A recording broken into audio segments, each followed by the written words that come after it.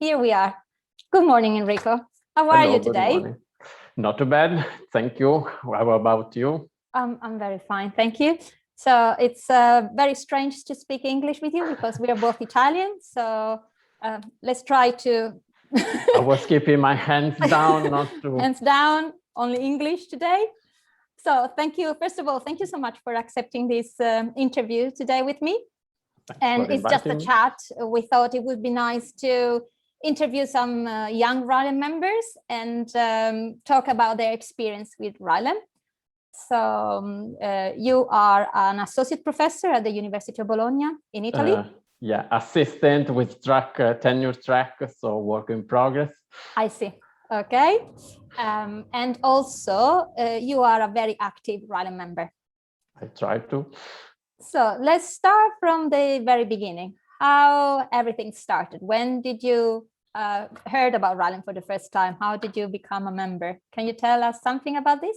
Yes, sure. So actually I would distinct between the two phases, meaning that I first discovered the RILEM during my PhD some 10 years ago, while I was doing literature research to find, of course, useful material for my own research, which deals with preservation of historic materials and understanding their deterioration mechanisms. So I bumped into some RILEM recommendations dealing with this topic. So that's how I discovered RILEM, let's say, again, some 10 years ago during my PhD, but actually I didn't become a member at that time, to be honest, because the membership fee was a little high at that time. So I'm glad that now RILEM has changed with regard to this aspect. And so thanks to the new young membership fees, I think that a lot of young PhD students and postdocs can join earlier than I did.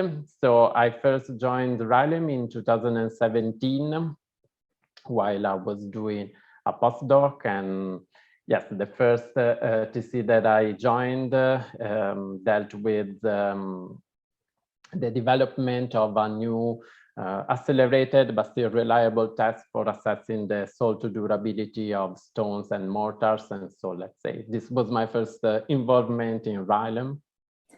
2017, you said? Yes. And that was also the same year of the Colonnetti medal that you received that same year. How did that go? Someone invited you to apply or suggested something? Tell us more, please. Yes, so I was awarded a medal in 2017 after applying for the first time in 2015, but unfortunately that application wasn't successful. So at that time I was doing research at Princeton University in the United States. So let's say that I tried again the following year after doing some let's say high-level research at that institution, working with Professor George Scherer. And so after publishing some more papers and so on, so let's say after strengthening my CV a little bit, I applied again the following year, so in 2016, and this time it was successful. So thank you to everyone who made it possible. So yes, that's my, let's say, my story with the Colonnetti medal. And I have to say that because the, let's say, the requirement and the reason why this medal is awarded by RILEM is to recognize so-called outstanding research activity by young researchers, meaning less than 35 years ago. Of course, I was a little intimidated and ashamed when I first thought to apply, because it was some kind of, how to say, overestimation of yourself. But in the end, so I thought that I could give it a try, and apparently I was regarded as suitable and let's say outstanding enough. So my suggestion to anyone who is listening to this interview and let's say meets the requirement in terms of age, of course, but also achievement in the research career and so on, is to again give it a try. So try to apply for the next call for a Colonnetti medal, because let's say it can happen to you as well. So why not trying? And what happened then? Because your career inside RILEM didn't stop then. You are now an associate editor of RILEM Technical Letter, and you are the convener of cluster F. E, actually. Sorry, cluster no problem. E. So tell us more about this, please. Yeah, sure. So yeah, I would say that my overall involvement in RILEM and also the newly born journal, RILEM Technical Letters, that was funded a couple of years earlier.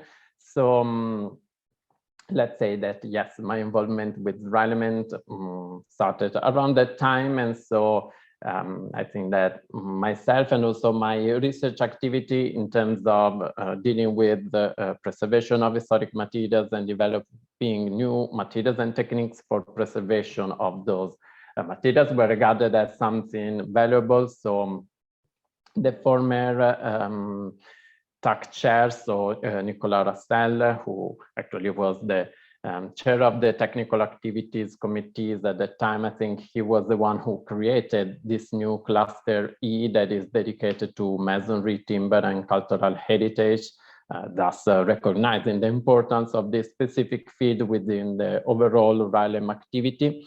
So he was the one who created this cluster, and in 2017 asked me to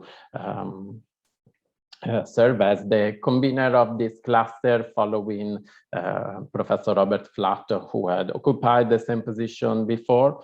And so yes, this is how I became a convener of this cluster. And so let's say that nowadays I still serve for this role, which also implies to be a member of the TAC, the Technical Activity Committee, which I have to say has been a very instructive experience so far, because I've had the opportunity to take part in high-level decision-making about several important topics for RILEM, often dealing with actually the values of RILEM itself. And so sometimes I assisted and took part in some decision-making about issues that may arise when different ethic values like diversity, but also excellence, but also inclusivity are kind of conflicting, or anyway, there are different important things to be taken into consideration. And so again, to solve these issues, the TAC has demonstrated a very diplomatic approach and very sensitive way of dealing with these issues. So that's a very important and instructive experience to me. So you don't regret that invitation to be no, definitely. cluster convener? I was, and I'm still honored to sit in that committee and to serve as the cluster convener.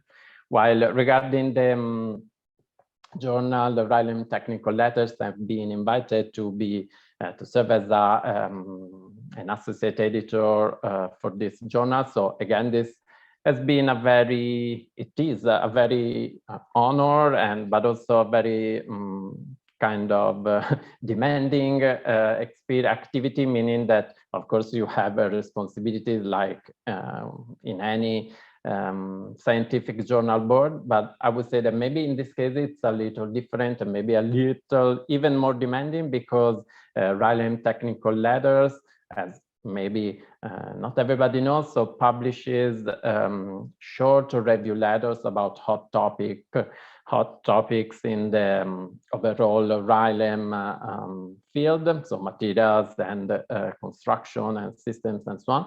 But these letters are mainly upon invitation by one of the editors of the board. So let's say that my own activity, like the activity of the other editors, is also to a sort of scouting, so to look for potentially good and, of course, high-level contributions that may have an impact. So either from well-established groups that lead the research in that field, or from new and promising researchers at the early stage of their career. So let's say this is, again, an honor, but also a challenging job duty that I try to do with success. I hope so. I'm sure, Enrico. Enrico, you are only 38. Sorry if I share your age in this interview. So to other young people out there listening to this interview, what would you say about your experience with RILEM? How has RILEM helped you in your career, and how does it still contribute to your professional network or your even the input for your research? Yes, I think that you mentioned all the main important things, meaning that, of course, all the recognition that RILEM has kindly given to me, starting with the Colonnetti medals, and also the roles that we mentioned in the TAC and in the board of editors of RILEM Technical Letters. So, of course, all of these points helped pushed my career, because to receive such a recognition from my reference scientific community is something that, of course, it's well received wherever you apply for a position and so on. But let's say I would say that also on a daily basis, so to be able to be in contact and collaborate with international experts, often the world-renowned researchers that work on a specific topic, it's something very important that, of course, helps you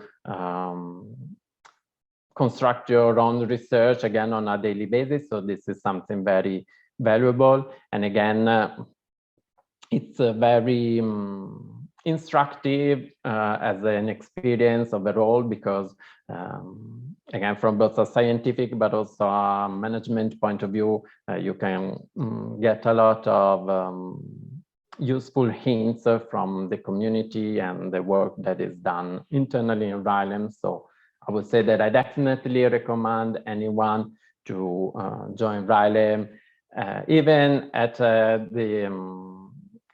let's say during the PhD, or let's say in the first, as soon as they can, because for sure it can be a very fruitful experience for them.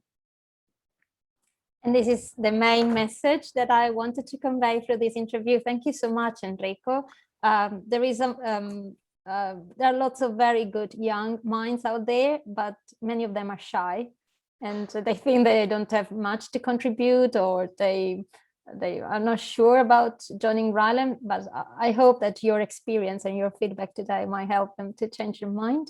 Yeah, sure. If I may add something, so something about the shyness and, let's say, how young people relate to older people. Again, often the leading researchers in that field, I think that something that I really appreciate about RILEM is the voluntary basis that is at the base of RILEM, meaning that all the people that work for RILEM work on a voluntary basis. So I think that it's very tangible, the willingness and the effort that these world-leading experts do to transfer their knowledge to younger people or people that are beginning, approaching a new research field for the first time, and so on. So again, I think that to have the opportunity to interact and to also learn from this very exceptional researcher is something that, of course, it's intimidating on the one hand, but it's also a great opportunity on the other hand. So again, don't be shy and decide to be involved in RILEM yourselves. So that's my suggestion. Very good one. Okay, thank you so much, Enrico. And talking about hands, goodbye. Bye. Thank you. Thank you. Ciao.